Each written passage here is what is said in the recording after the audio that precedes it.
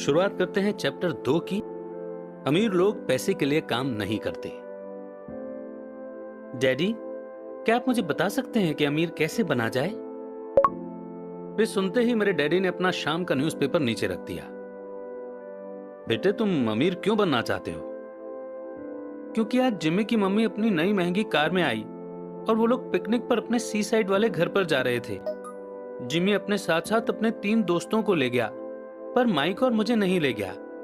उसने हमसे ये कहा कि वो हमें इसलिए नहीं ले जाएगा क्योंकि हम लोग गरीब बच्चे थे।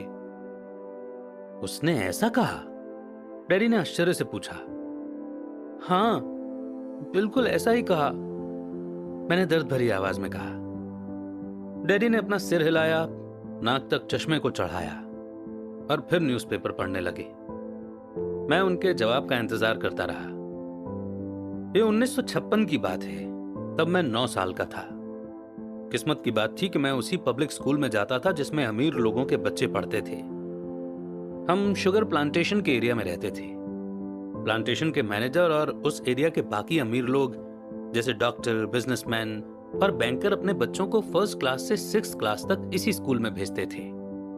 6th क्लास के बाद बच्चों को प्राइवेट स्कूलों में भेजा जाता था। अगर मेरा परिवार सड़क के दूसरी साइड पर रह रहा होता तो मुझे अलग तरह के स्कूल में भेजा जाता, जहां मेरे जैसे परिवारों के बच्चे पढ़ते थे। 6th क्लास के बाद इन बच्चों की तरह मैंने भी पब्लिक इंटरमीडिएट और हाई स्कूल किया होता, क्योंकि उनकी ही तरह मेरे लिए भी प्राइवेट स्कूल में जाना पॉसिबल नहीं था। मेरे डैडी ने आखिर न्यूज़पेपर को रख दिया। मुझे पता था कि वे क्या सोच रहे थे। उन्होंने धीमे से शुरुआत की। अगर तुम अमीर बनना चाहते हो तो तुम्हें पैसे बनाना सीखना चाहिए। मैं पैसे बनाना किस तरह सीख सकता हूं? अपने दिमाग के इस्तेमाल से, उन्होंने मुस्कुराते हुए कहा, जिसका असली मतलब यह था कि बस मैं तुम्हें इतना ही बता सकता हूं, या मैं इसका जवाब नहीं जानता, इसलिए मुझे तंग मत करो। एक पार्टनरशिप हुई। अगली सुबह मैंने अपने सबसे अच्छे दोस्त माइक को अपने डैडी की बातें बताई। जहां तक मुझे याद है, उस स्कूल में माइक और मैं 2 ही गरीब बच्चे थे। माइक भी मेरी ही तरह का था, क्योंकि वो भी किस्मत की वजह से ही उस स्कूल में था। ऐसा लगता था जैसे किसी ने कस्बे में स्कूलों की सरहदें तय कर दी थीं, और इसी कारण हम लोग अमीर बच्चों के स्कूल में पढ़ रहे थे। सच कहा जाए तो हम लोग गरीब नहीं थे, पर हमें ऐसा लगता था, क्योंकि बाकी सभी बच्चों के पास नए बेसबॉल ग्लव्स, नई साइकिल और हर चीज होती थी, और हर चीज नई होती थी, और हमारे पास सब पुरानी। मम्मी और डैडी ने हमें जरूरत की सभी चीजें दी थीं, जैसे खाना, घर, कपड़े, लेकिन इससे ज्यादा कुछ नहीं। मेरे डैडी कहा करते थे कि अगर तुम्हें कोई चीज चाहिए तो उसके लिए काम करो। हमें बहुत सी चीजें चाहिए थीं, लेकिन 9 साल के बच्चों के करने के लिए ज्यादा काम मौजूद नहीं थे। माइक ने पूछा, तो पैसा कमाने के लिए हमें क्या करना चाहिए? मैं नहीं जानता, मैंने कहा, लेकिन क्या तुम इस काम में मेरे पार्टनर बनना चाहोगे? वो राजी हो गया, और उस शनिवार की सुबह माइक मेरा पहला बिजनेस पार्टनर बन गया। हम दोनों पूरी सुबह यही सोचते रहे कि पैसा किस तरह कमाया जाए। कभी कभार हम उन बेफिक्र बच्चों के बारे में बात करते रहे जो जिमी के सी साइड वाले घर पर मजे कर रहे होंगे। इससे थोड़ी चोट पहुंचती थी, पर ये चोट अच्छी थी, क्योंकि इसने हमें यह सोचने के लिए मोटिवेट किया कि पैसा कैसे कमाया जाए। और आखिरकार उस दोपहर को हमारे दिमाग में बिजली कौंध गई। ये एक ऐसा आइडिया था जो माइक ने किसी साइंस की किताब में पढ़ा था। एक्साइटेड होकर हमने अपने हाथ में लाए, क्योंकि हमारे पास अब एक बिजनेस था। अगले कुछ हफ्तों तक मैं और माइक आसपास के इलाकों में भागदौड़ करते रहे। हम दरवाजों पर दस्तक देते थे और पड़ोसियों से कहते थे कि वे अपने इस्तेमाल किए हुए टूथपेस्ट ट्यूब हमारे लिए रख लें। हैरत से हमें देखते हुए ज्यादातर लोगों ने मुस्कुराकर हमारी बात मान ली। कुछ ने हमसे पूछा कि हमें टूथपेस्ट ट्यूब क्यों चाहिए। इसके जवाब में हमने कहा कि हम आपको ये नहीं बता सकते, ये एक बिजनेस सीक्रेट है। हफ्ते गुजरते गए और मेरी माँ बहुत दुखी हो गई। अपने रॉ मटेरियल को इकट्ठा करने के लिए हमने जो जगह चुनी थी वो उनकी वॉशिंग मशीन के ठीक पास में थी, एक ब्राउन कार्डबोर्ड के डिब्बे में जिसमें कभी केचप की बोतलें रखी रहती थीं। आज वहां पर हमारी और पड़ोसियों के टूथपेस्ट की इस्तेमाल की हुई ट्यूब्स पड़ी थीं। आखिर एक दिन माँ के सब्र का बांध टूट गया। पड़ोसियों के मुड़े तुड़े और इस्तेमाल किए हुए टूथपेस्ट ट्यूब्स को देखते देखते वो ऊब गई थी। उन्होंने पूछा, तुम लोग क्या कर रहे हो? और मैं ये नहीं सुनना चाहती कि एक बिजनेस सीक्रेट है।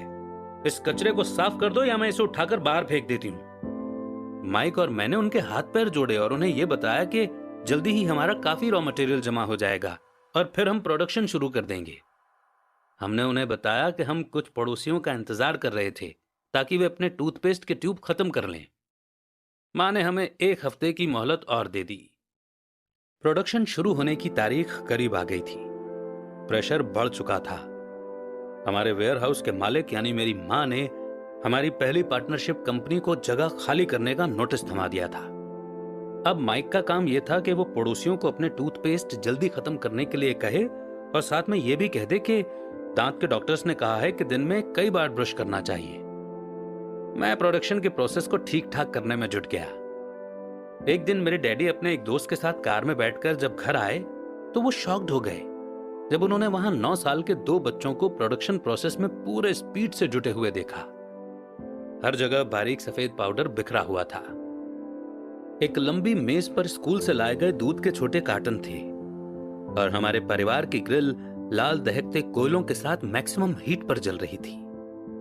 डैडी सावधानी से चलकर हमारे करीब आए क्योंकि हमारे प्रोडक्शन प्रोसेस ने उनके घर पर कब्जा कर लिया था, इसलिए उन्हें कार बाहर ही खड़ी करनी पड़ी। और जब वे और उनके दोस्त पास आए तो उन्होंने कोयलों के ऊपर रखा एक स्टील का बर्तन देखा जिसमें टूथपेस्ट के ट्यूब पिघल रहे थे। अब आप सोचेंगे कि टूथपेस्ट ट्यूब्स को हम क्यों पिघला रहे थे। एक्चुअली उन दिनों टूथपेस्ट प्लास्टिक के ट्यूब्स में नहीं आते थे। ट्यूब शीशे यानी कि लीड के बने होते थे। एक बार पेंट जल जाने पर हम ट्यूब्स को स्टील के बर्तन में डाल देते थे ताकि वो पिघलकर लिक्विड फॉर्म में आ सके। इस पिघले हुए लीड को हम छोटे छोटे छेद वाले दूध के कार्टन्स में डाल रहे थे। दूध के इन कार्टनों में प्लास्टर ऑफ पेरिस भरा था। हर तरफ फैला सफेद पाउडर प्लास्टर ही था जिसमें हमने पानी मिलाया था। जल्दबाजी में मैंने उसके बैग को गिरा दिया था और पूरी जमीन ऐसे लग रही थी जैसे वहां अभी अभी बर्फ का तूफान आया हो। दूध के कार्टन बाहरी बक्से थे जिसके अंदर प्लास्टर ऑफ पेरिस के सांचे यानी कि मोल्ड थे। मेरे डैडी और उनके दोस्त हमें देखते रहे और हम पिघले हुए लीड को प्लास्टर ऑफ पेरिस के क्यूब के ऊपर छोटे से छेद में डालते रहे। संभल कर, मेरे डैडी ने कहा। मैंने बिना सिर उठाए हामी भर दी। आखिरकार जब शीशे को डालने का काम खत्म हो गया तो मैंने स्टील के बर्तन को नीचे रख दिया और फिर अपने डैडी की तरफ देखकर मुस्कुराया। उन्होंने हल्की सी मुस्कान के साथ पूछा, तुम लोग क्या कर रहे हो? हम वही कर रहे हैं जो आपने बताया था। हम अमीर बनने जा रहे हैं। हाँ, माइक ने सिर को हिलाते हुए और मुस्कुराते हुए कहा। हम दोनों पार्टनर हैं। डैडी ने पूछा, और इन प्लास्टर के सांचों में क्या है? देखिए, इसमें एक बहुत अच्छी चीज है। छोटे हथौड़े से मैंने सील को ठोका जिससे बाहरी खोल टूट गया। सावधानी से मैंने ऊपर के आधे प्लास्टर को हटाया और जिंक का एक सिक्का बाहर गिर गया। हे भगवान, तो तुम लोग जिंक के सिक्के बना रहे थे? मेरे डैडी ने कहा। बिल्कुल सही, माइक ने कहा। हम वही कर रहे थे जैसा आपने हमसे कहा था। हम पैसा बना रहे थे। मेरे डैडी के दोस्त जोर से हंसने लगे। मेरे डैडी भी मुस्कुराए और उन्होंने अपना सिर हिलाया। उनके सामने आग और टूथपेस्ट की ट्यूब्स के बक्से के साथ सफेद धूल में लिपटे हुए 2 बच्चे खड़े थे जो इस कान से उस कान तक खुलकर मुस्कुरा रहे थे। उन्होंने हमसे कहा कि हम सब कुछ छोड़कर उनके साथ चलें और घर के सामने वाली सीढ़ी पर बैठें। मुस्कुराते हुए उन्होंने हमें जालसाजी यानी कि फेक या फ्रॉजरी शब्द का मतलब समझाया। कहने का मतलब यह है कि जो सिक्के हैं वो सिर्फ गवर्नमेंट यानी कि सरकार बना सकती है, न कि एक आम इंसान। अगर एक आम इंसान सिक्के बनाता है तो उसे जेल भी हो सकती है। हमारे सपने टूट गए थे। तो आपका मतलब यह है कि ये इलीगल है? माइक ने कांपती हुई आवाज में पूछा। इतने में डैडी के दोस्त ने कहा, छोड़ो भी, हो सकता है कि बच्चे अपने पैदाइशी टैलेंट को डेवलप कर रहे हों। मेरे डैडी उन्हें घूरते रहे। हाँ, ये इलीगल है, डैडी ने नरमी से कहा। पर तुम लोगों ने यह साबित कर दिया है कि तुम में बहुत ज्यादा क्रिएटिविटी और ओरिजिनल आइडिया हैं। इसी तरह आगे बढ़ते रहो, मुझे तुम पर गर्व है। निराश होकर माइक और मैं तकरीबन 20 मिनट तक चुपचाप अपना सिर पकड़कर बैठे रहे। इसके बाद हमने सारा घर साफ करना शुरू किया। पहले ही दिन हमारा बिजनेस चौपट हो गया था। पाउडर साफ करते हुए मैंने माइक की ओर देखा और कहा, मुझे लगता है जिमी और उसके दोस्त ठीक कहते हैं, हम सचमुच गरीब हैं। जब मैंने ये कहा तब डैडी बस जाने ही वाले थे। उन्होंने कहा, बच्चों, तुम गरीब तभी कहलाओगे जब तुम लोग हार मान लोगे। सबसे इंपॉर्टेंट चीज यह है कि तुमने कुछ किया। ज्यादातर लोग सिर्फ अमीर बनने के बारे में बातें करते रहते हैं और उसके सपने देखते रहते हैं। तुमने कुछ किया है, मुझे तुम दोनों पर गर्व है। मैं एक बार फिर से यही कहूंगा, आगे बढ़ते चलो, हार मत मानो। माइक और मैं खामोश खड़े रहे। ये शब्द सुनने में अच्छे थे, पर हमें यह नहीं पता था कि हमें क्या करना चाहिए। तो ऐसा क्यों है डैडी कि आप अमीर नहीं हैं? मैंने पूछा। क्योंकि मैंने एक स्कूल टीचर बनने का फैसला किया था। स्कूल के टीचर अमीर बनने के बारे में नहीं सोचते, हम सिर्फ पढ़ाना पसंद करते हैं। काश कि मैं तुम लोगों की मदद कर सकता, पर हकीकत में मैं ये नहीं जानता कि दौलत कैसे कमाई जाती है। माइक और मैं पलटे और अपने सफाई अभियान में जुट गए। डैडी ने कहा, हाँ, अगर तुम लोग ये सीखना ही चाहते हो कि अमीर कैसे बना जाता है तो मुझसे मत पूछो। माइक, तुम अपने डैडी से ये सवाल पूछो। मेरे डैडी? माइक ने हैरानी से कहा। हाँ, तुम्हारे डैडी। मेरे डैडी ने मुस्कुराकर कहा, तुम्हारे डैडी और मेरा बैंकर एक ही है और वो तुम्हारे डैडी की बहुत तारीफ करता है। उसने मुझे कई बार ये बताया है कि पैसा बनाने में तुम्हारे डैडी का कोई जवाब नहीं। मेरे डैडी? माइक ने एक बार फिर से हैरानी से पूछा। फिर ऐसा क्यों है कि स्कूल के अमीर बच्चों की तरह हमारे पास शानदार कार और आलीशान बंगला नहीं है? शानदार कार और आलीशान बंगले के होने का मतलब ये नहीं होता कि आप पक्के रूप से अमीर हैं या आप पैसा बनाने की कला जानते हैं। डैडी ने जवाब दिया, जिमी के डैडी शुगर प्लांटेशन में काम करते हैं। उनमें और मुझ में ज्यादा फर्क नहीं है। वे एक कंपनी के लिए काम करते हैं और मैं गवर्नमेंट के लिए। कंपनी उन्हें कार खरीद कर दे देती है। इस समय चीनी की कंपनियां फाइनेंशियल प्रॉब्लम्स में फंसी हुई हैं और जिमी के डैडी के पास जल्दी ही कुछ नहीं बचेगा। तुम्हारे डैडी अलग है माइक। ऐसा लगता है कि वे एक एम्पायर बनाने जा रहे हैं और मेरा अंदाज है कि कुछ ही सालों में वे बहुत अमीर बन जाएंगे। ये सुनकर माइक और मैं एक बार फिर से एक्साइटेड हो गए। नए जोश से हमने अपने डूबे हुए बिजनेस के कचरे को साफ करना शुरू कर दिया। जब हम सफाई कर रहे थे तो हमने यह भी प्लान बना लिया कि कब और कैसे माइक के डैडी से बात की जाए। प्रॉब्लम यह थी कि माइक के डैडी बहुत ज्यादा काम करते थे और देर रात तक घर नहीं लौटते थे।